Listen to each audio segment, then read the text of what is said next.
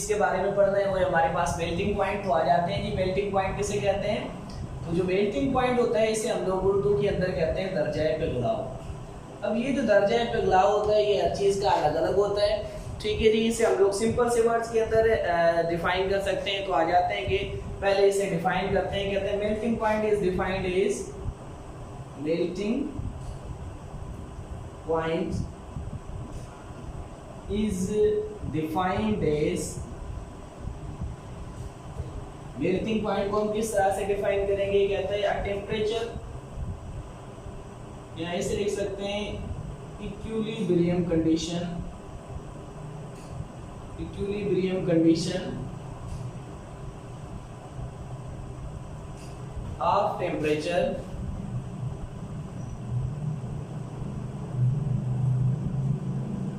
between solid and liquid phase, solid and liquid phase।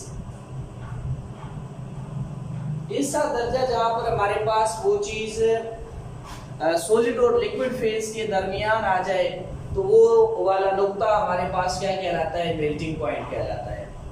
यानी कि कोई चीज जब पिघलना शुरू हो जाए वो वाला नुक्ता जहां से वो बिल्कुल स्टार्ट हुई पिघलना वो हमारे पास क्या कहलाता है? मेल्टिंग पॉइंट कहलाता है। अब देखते हैं कि मेल्टिंग पॉइंट्स पर कौन सी चीजें इफेक्ट करती हैं, ठीक है जी। इफेक्ट्स ऑन एमपी या मेल्टिंग पॉइंट। तो सबसे पहली चीज जो हमारे पास इसके ऊपर इफेक्ट करती है उसे कहते हैं इम्प्योरिटी।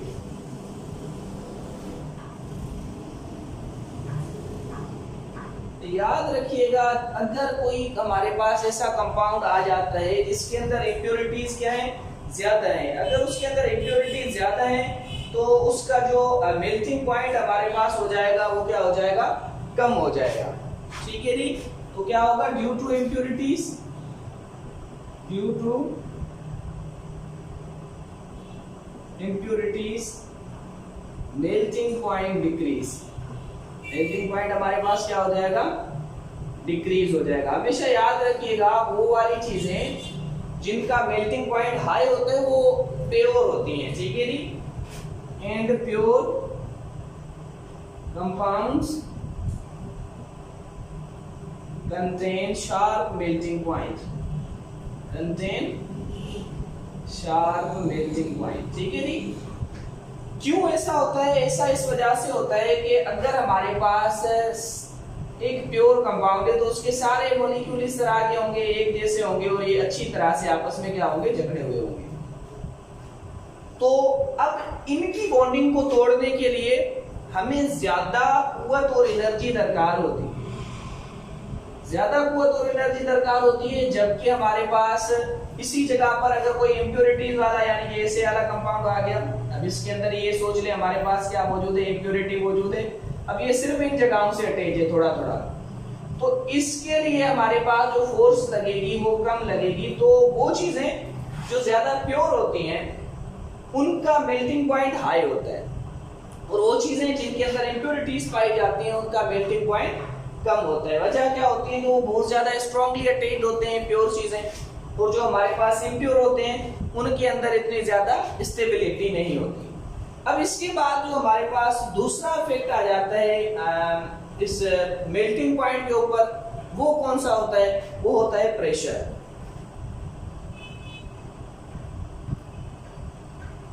अब देखते हैं प्रेशर क्या है।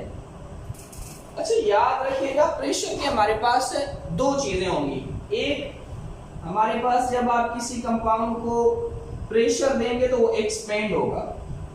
अब जो कंपाउंड एक्सपेंड होते हैं प्रेशर देने से, ठीक है जी, उनका जो हमारे पास एमपी होगा, जो मेल्टिंग पॉइंट होगा, वो कंपाउंड जो हमारे पास क्या होते हैं? एक्सपेंड होते हैं, ज्यादा फैल जाते हैं, ठीक है।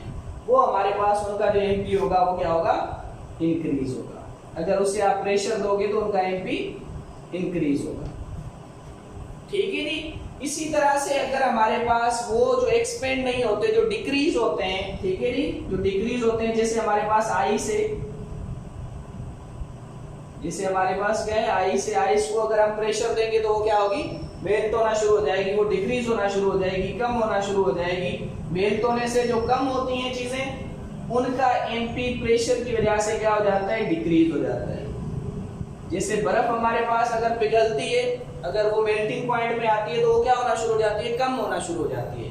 तो वो चीजें जो कम होना शुरू हो जाती हैं, वो उनका एमपी प्रेशर की वजह से क्या हो जाता है, डिक्रीज हो जाता है, कम हो जाता है। और वो चीजें जो एक्सपेंड होती हैं, उनका जो एमपी हमारे पास होता है, वो प्रेशर देंगे तो वो क्या हो जाएगा, इंक्रीज हो जाएगा। तो ये हमारे पास दूसरा इसका फिनोमेना था, जिसके अंदर हमने पढ़ा कि भाई प्रेशर जो है वो किस तरह से हमारे पास टेम्परेचर के ऊपर मेल्टिंग पॉइंट के ऊपर इफेक्ट करता है। अब इसके बाद जो हमारे पास नेक्स्ट टॉपिक होगा, बाकी ये इसके सिंपल चीजें थी मेल्टिंग पॉइंट के बारे में। उम्मीद करते हैं आपको समझ में आए होंगे। अगर समझ में ना आए हो या कोई सवाल हो तो पूछ लीजिएगा। तब तक के लिए सदा सो भागवत।